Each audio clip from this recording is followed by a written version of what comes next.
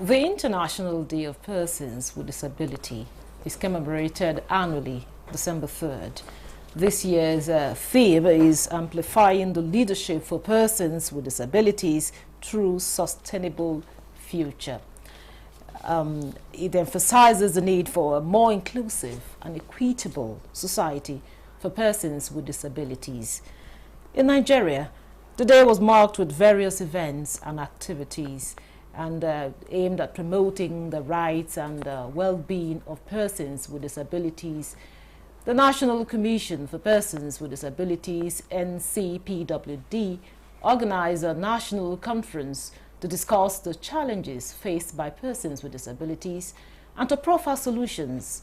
Some states, including Lagos, Abuja, Plateau, Borno, Benin, Kebbi, among others, marked the day with events such as works, seminars, and exhibitions to raise awareness and promote inclusion. The Nigerian government has taken steps to promote disability inclusion and accessibility. The NCPWD has been established to oversee the implementation of policies and programs for persons with disabilities.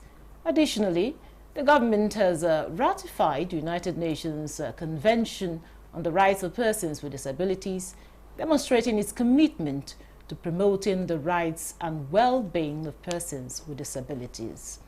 By promoting disability inclusion accessibility, we can create a more just and equitable society for all.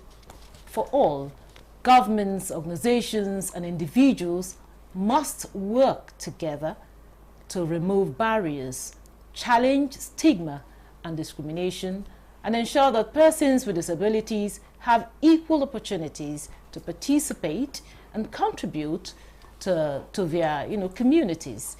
Well, Nigeria today will focus on inclusion and sustainable future for persons with disabilities. Thanks for joining us. I'm Ikaria Clinton. Welcome.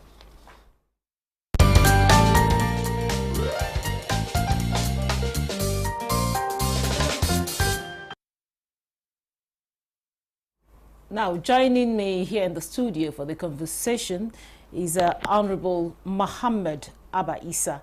He's a Senior Special Assistant to the President on Special Needs and Equal Opportunities. It's good to have you in Nigeria today. Thank you so much for having me. Also with us in the studio is Abdul Mumuni Suleiman. He's a Disability Inclusion Advisor, CBM Global Disability. You're welcome to Nigeria today. Thank you very much. Pleased to be here. I'll start with you, Honorable Muhammad. Now, what does inclusion mean in the context of persons with disabilities in Nigeria?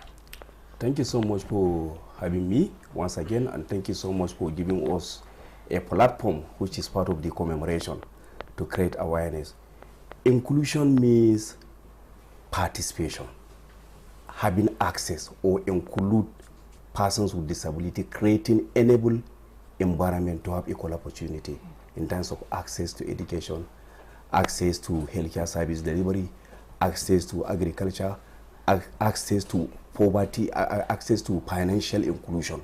That is why we mean by inclusion. And inclusion is a collective responsibility, and government of the day are fully committed in promoting inclusion and equal opportunity. That is the essence where President Bola Ahmed Tinubu appointed this office. This is my office to serve as a Senior Special Assistant on Special Need and Equal Opportunity. I serve as a presidential aide to President Bola Ahmed Tinubu in creating equal opportunity. That is why we mean by inclusion. So if you look at President Bola Ahmed Tinubu, under his commitment, has also amplified, in line with the theme of this year, has already amplified the voice, the leadership of persons with disability by signing African Charter of Demand for the Right of Persons with Disability in order to align Nigeria with global treaties. And Mr. President, under his commitment, we also have what you call National Commission for Persons with disability on ground. You can see the effort that government make in providing a playing ground so that we can promote inclusion and equal opportunity. And in line with this year team, which is talking about amplifying the voices and the leadership of persons with disability, how are we going to achieve this? The only way how we can achieve this is to commemorate this day. And we started this commemoration in line with the 16th day of activities. Last 3 days, we have a conference of stakeholders for persons with disability, whereby we call under umbrella of we have what we call Joint National Association for Persons with Disability, which is an umbrella body of people with disability that are living with different form of disability. And we engage National Commission for Persons with Disability, and we engage development partners like CBN, one of my friend is there, and Saver, Plan International, IDA, and other development partners that they are in this space on inclusive development. Then we have a roundtable discussion, a symposium as part of the activities to mark the day.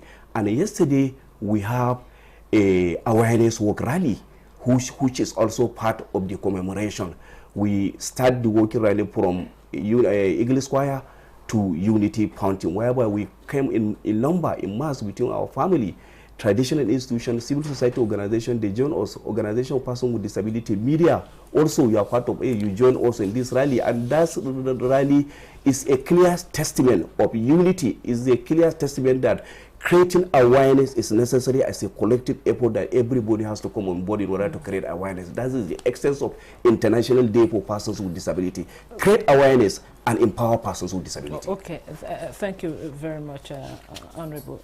Now, Abdulmuni, talk to us. I know you've, of course, worked. You've been on the forefront of, trying to ensure there's inclusion for persons living with disability. Now, from your own point of view, how far would you say that the government and, of course, the society has come in promoting inclusion, in promoting inclusive policies in Nigeria?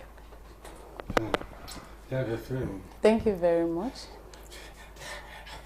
So, as our organization name, CBN Global Disability Inclusion, it is for the purpose of inclusion of persons with disability. We have a dual mandate as a development organization and also as a humanitarian organization. And at the center of what we do, the disability movement is at the center of our work. Yes, as Honorable Abba Issa said, the government has made effort to ratify the African Charter on Demand for the Right of Persons with Disability. Yes, we have the law in place. We are trying to work to ensure that we are putting inclusion. Yes, we have ratified the law, and then how are we implementing the law that we have signed? We have the National Disability Law, then we have the National Commission for Persons with Disability. And then you know that no agency can function without funding. So funding is also another important part of it. And then we also have a lot of MDAs now, because currently disability is a development agenda and disability inclusion is everybody's business. So the global agenda now is focusing on including persons with disability. All organizations are also ensuring that we have inclusion of persons with disability, and for this we need to also focus on inclusive budgeting for us to ensure that education, healthcare services, employment for persons with disability, the demand are met. We have 5% demand for inclusion of persons with disability. Now, when you talk about inclusion, then we need to look at accessibility. We need to look at the disability extra cost for persons with disability to be able to function optimally in their space. So we need to all put hands together to ensure that we implement the disability law appropriately. Oh, okay. Thank you very much, for that. Now back to you, Honorable. Now, what are some of the biggest challenges, persons with disability face in assessing education, healthcare, and of course, employment today in our country? Honestly, we have a a barrier in assessing some of the policy and infrastructure. That is the reason why President Bola Ahmed Tinubu want to see Nigerian of today is all inclusion. That is the essence why he appointed me and he mandated me. He gave me a marching order to work closely with MDS, ministry, department, and agencies of government, to work with the governors at the subnational, to work with the civil society organization, to work with the development partners to create avenue of opportunity to persons with disability, and to make sure their policy, plan, and program is all inclusive. That is what we mean by inclusion. Whatever they are doing, they should engage persons with disability in line with Discrimination Against Persons with Disability Act, Provision Act, in line with the Renew Hope agenda of President Bola Ahmed Tinubu, in line with the Sustainable Development Goal. There is linkage between Sustainable Development Goal is talking about goal 1 up to 17. If you look at all these goals, is talking about target, and all target is talking about inclusion. Sustainable Development Goal will not be achieved without including persons with disability, without promoting equal opportunity, without promoting inclusion. That is the reason why President Bola Ahmed Tinubu give me this mandate. When we came on board, we create an awareness. Why? Because we realized that one of the challenges that we are facing in slow implementation of the act, the 5 years given for all agencies and accessibility of government to modify their building, it has been expired. We are now in the implementation stage. And the implementation, for us to achieve the implementation, we need to enforce compliance. One, we need to come together as an umbrella. Why? Because disability is disability inclusion is everybody responsibility. Civil society organization, government at the top, that is my office of the Senior Special Assistant on Disability Matter, development partners, National Commission for Persons with Disability, organization of persons with disability. We need to align ourselves. We need to balance our. We need to have a kind of vertical and horizontal balance and alignment in the policy of the government. So we have interagency and interministerial summits whereby we invite head of agencies, we invite head of ministers, we invite duty bearers, policy makers to create awareness, to tell them that there is existing law for minimum of 5%. If you are doing employment or recruitment, you have to reserve. So we have to tell them. In all of these, how has it impacted on the community of persons living with disabilities? It has impacted positively. So far, so good. We have gone far. Why? Because we need to thank God. First, we have the existing law.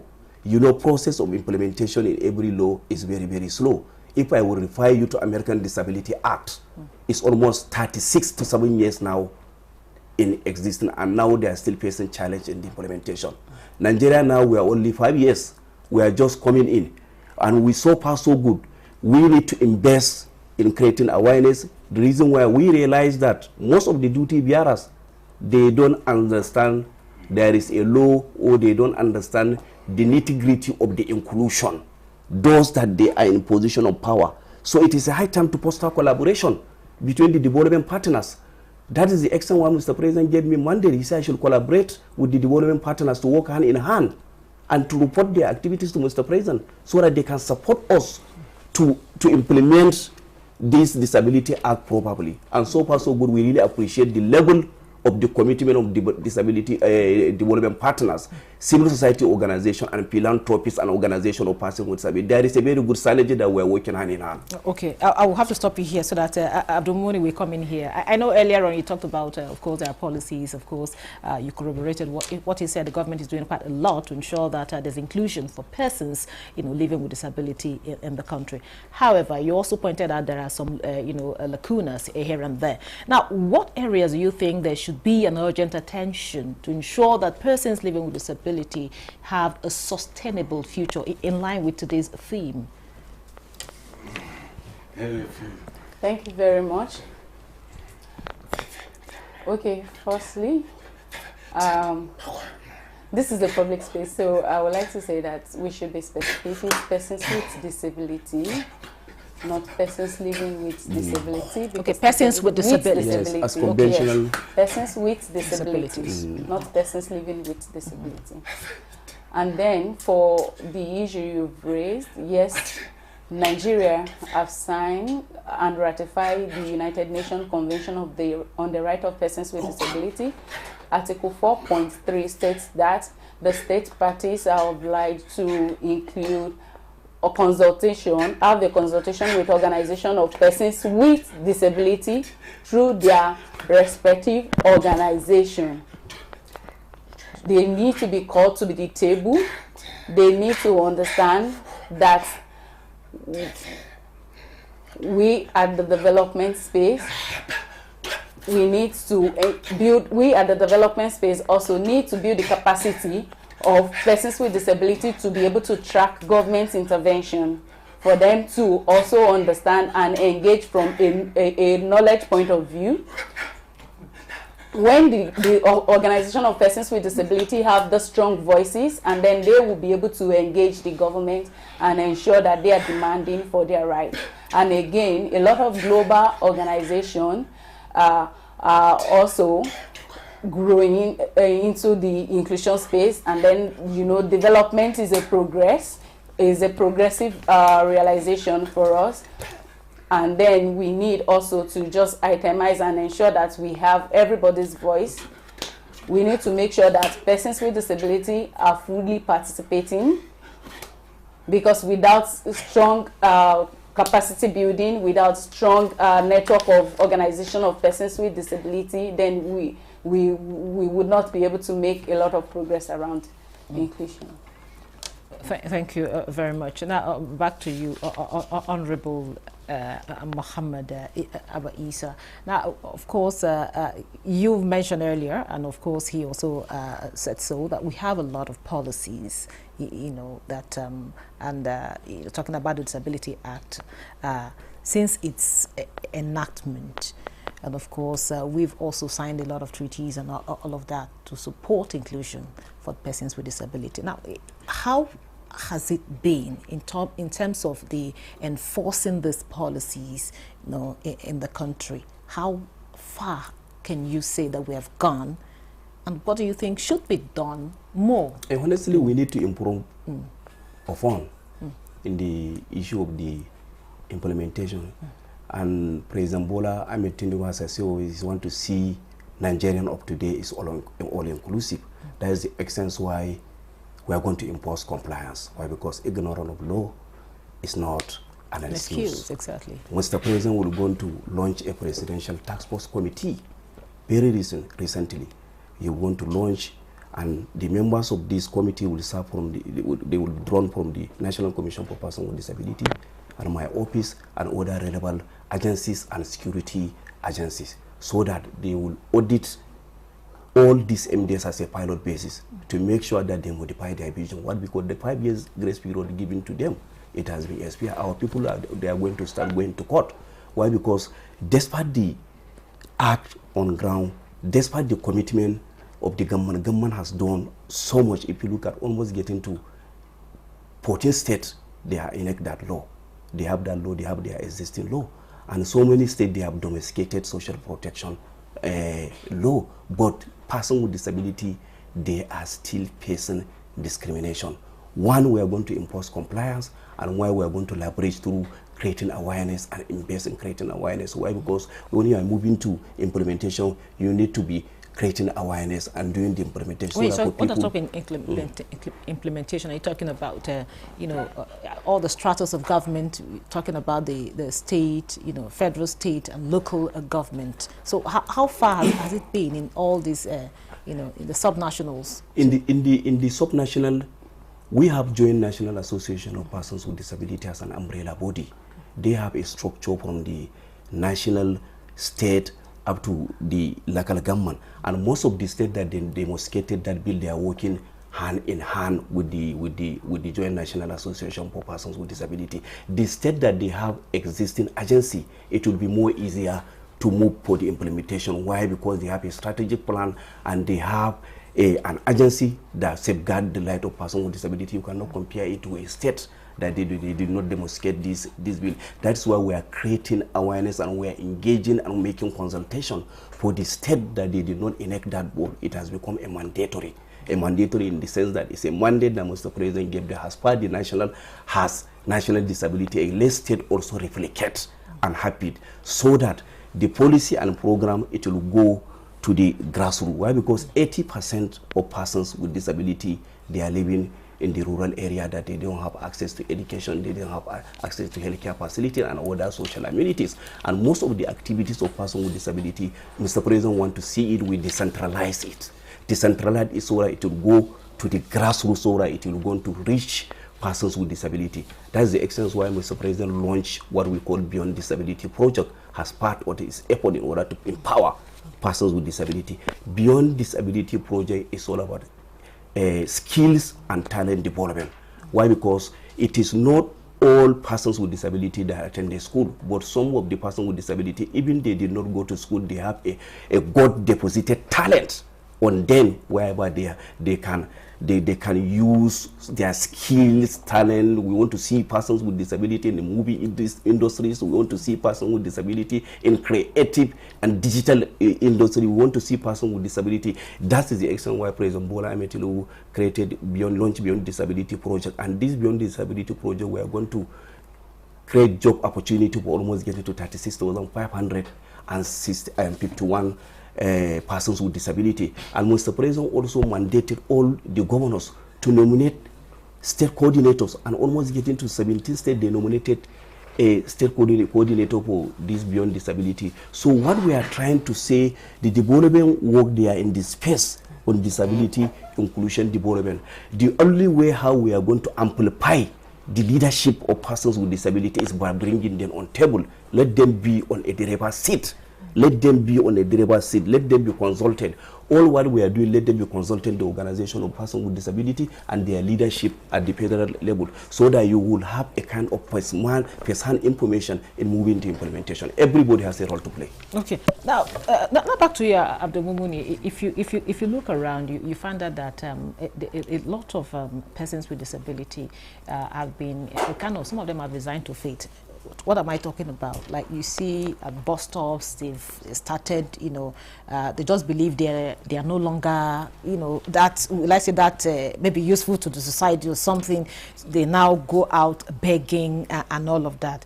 And here, Honorable Mohammed has said something. They want to bring them to the driver's seat, so that they will be part of, the integral part of the society, talking about the movie industry and all of that, which is, of course, is a laudable development. Now, how can our institutions, the schools, the school education system, be made more inclusive for children living with disability? Because that is where it starts. By the time you educate them to understand who they are, that even with your disability, that you can be a better person, you can be an actor, for instance, you can be a governor, for instance, and so how can we do this? Okay, thank you very much. Yeah, you see, at CBN Global, we have 3 vehicles of change.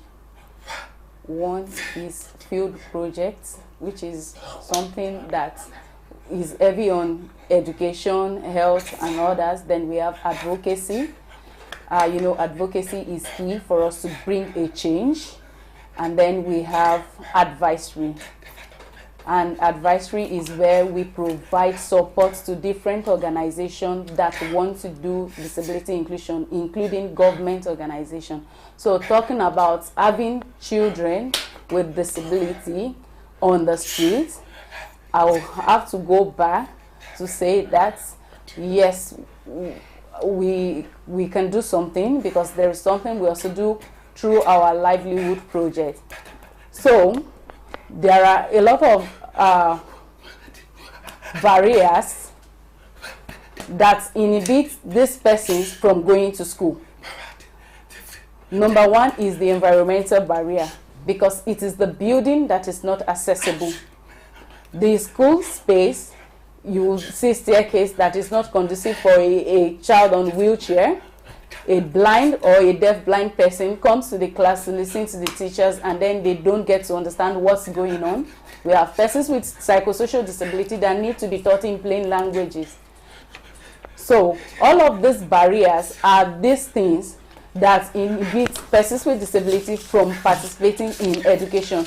And so therefore, for organizations that are into disability inclusion, once we focus on providing the support needed, removing those barriers, providing an accessible space, then we will realize that we begin to have persons with disability within education and then proceeding to the space of work. Thank you very much. With that, we'll wrap up today's episode of Nigeria Today. Very big thank you to Honorable Mohammed Abba Isa, the Senior Special Assistant to the President on Special Needs and Equal Opportunities. Thank you so much, for your time and your contribution.